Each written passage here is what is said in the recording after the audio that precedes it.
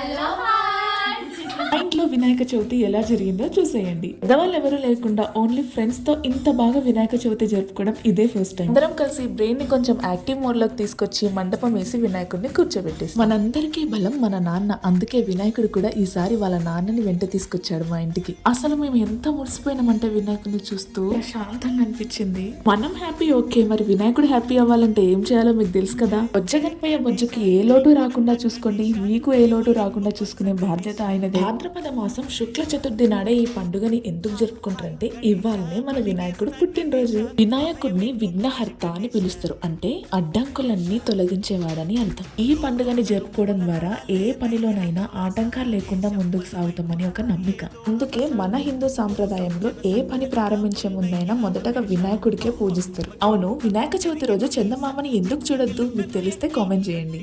మీ గల్లీలో వినాయకుడిని పెట్టారా?